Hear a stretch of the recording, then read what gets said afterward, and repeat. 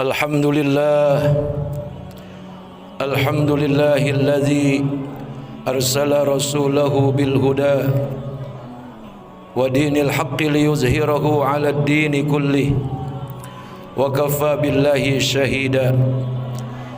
Ashhadu an la ilaha illallah wahdahu la syarika lah, ilahan wahida wa rabban syahida wa nahnu lahu muslimun.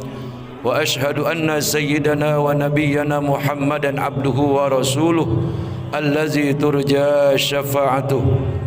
Allahumma salli ala sayyidina wa habibina wa syafi'ina wa qurrati a'yunina wa maulana Muhammad Rasulillah wa ala alihi wa sahbihi wa man tabi'a sunnatahu wa jama'atah min yaumina hadha ila yaumil ba'si wan nahdah.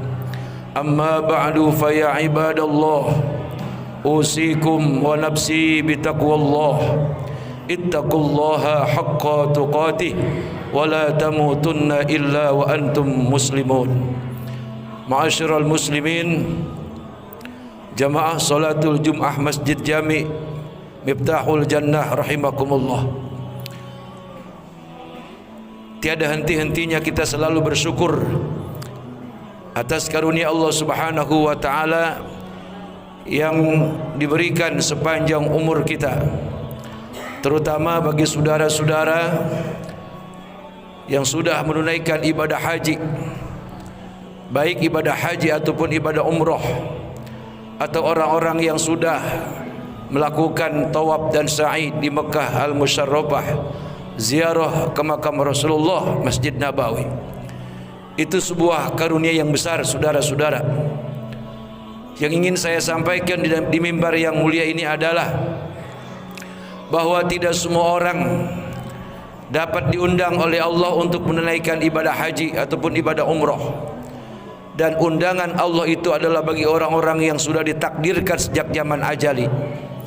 Itu artinya betapa bahagianya orang-orang yang sudah bergelar haji, baik dia yang melakukan ibadah haji ataupun yang sudah melakukan ibadah umrah. Tapi dari kebahagiaan memperoleh gelar sebagai haji ataupun hajjah, ataupun dia sudah melakukan ibadah umrah, yang terpenting daripada itu semua adalah pengamalan sesudah kita menjadi haji atau menjadi hajjah.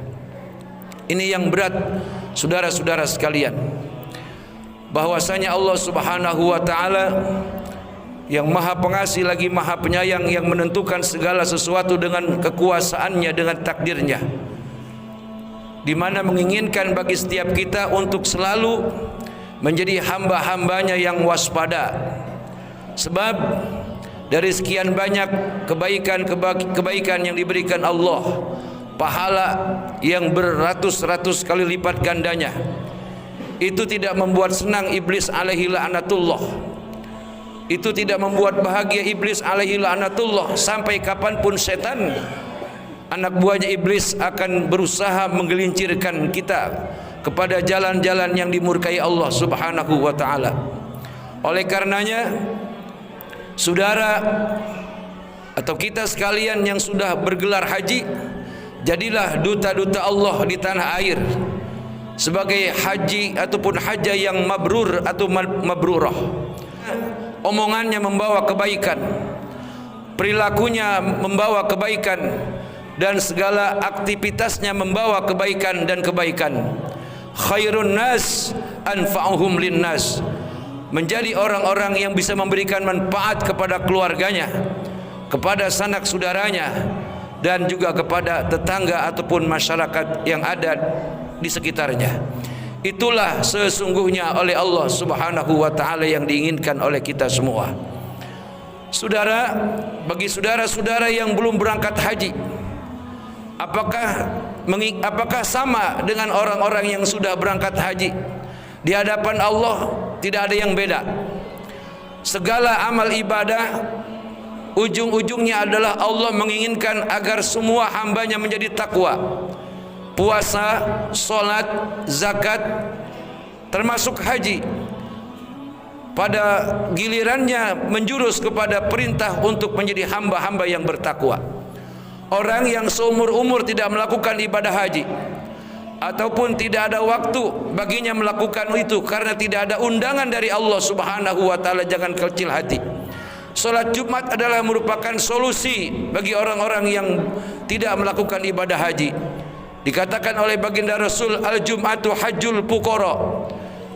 Haji itu bagi orang-orang yang tidak berangkat ke Mekah, cukup dengan dia menunaikan ibadah solat Jumat seumur hidupnya, tiada putus-putus kecuali mati yang membuat dia berhenti untuk menunaikan ibadah solat Jumat. Itu sudah mendapatkan gelar haji di sisi Allah Subhanahu wa taala. Hadirin ma'asyiral muslimin wa jumratal mu'minin rahimakumullah. Betapa untuk menginginkan suatu butuh perjuangan, butuh pengorbanan. Tetapi sesudah kita mendapatkan sesuatu, mempertahankannya dan menjaganya jauh lebih berat daripada untuk merebutnya, saudara-saudara. Hadirin ma'asyiral muslimin rahimakumullah.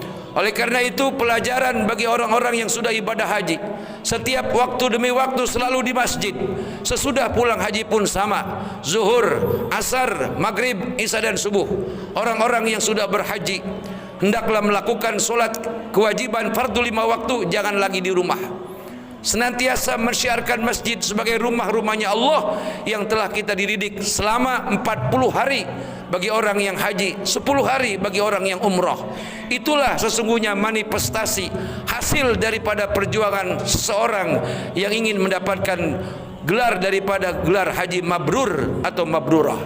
Saudara hadirin ma'asyiral muslimin wa jumratal mu'minin rahimakumullah. Kebaikan demi kebaikan yang diberikan Allah Subhanahu wa taala kepada kita semuanya, tidak ada sesuatu pun yang cacat ataupun tercela. Tinggal tergantung bagaimana kita menjaga atas karunia Allah Subhanahu wa taala. Jangan sampai kita menjadi sebutan solat-solat juga tapi maksiat tidak pernah kita tinggalkan umpamanya. Atau gelar yang sudah Allah berikan sebagai haji yang mabrur ataupun mabrurah, lalu kita cemarkan dalam perilaku kita lagi, sehingga sebutannya bukan lagi haji mabrur tapi haji mardud. Nauzubillah summa nauzubillahi min zalik.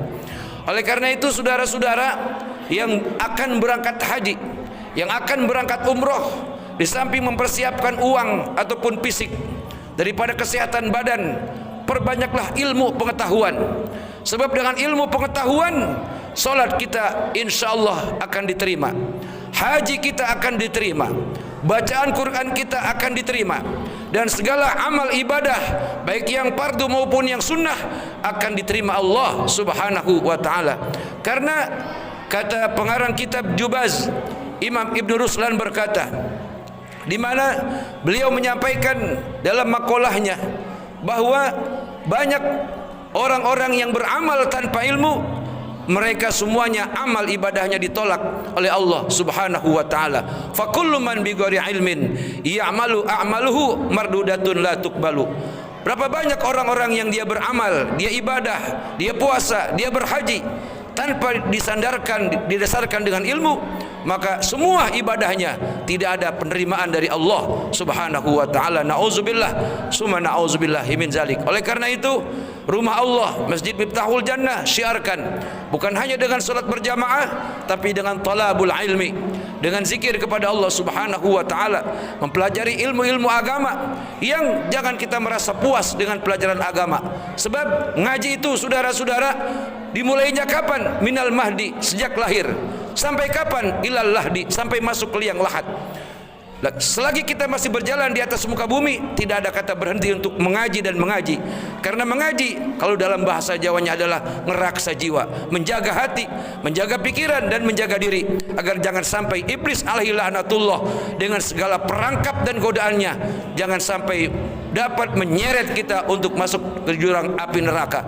Dengan ilmu yang ada, pengajian-pengajian yang terus kita syiarkan di masjid yang kita cintai ini, insya Allah itu semua akan dapat memproteksi, menjaga daripada ibadah-ibadah kita sepanjang umur yang kita lakukan demi mendapatkan keridhaan daripada Allah Subhanahu wa taala.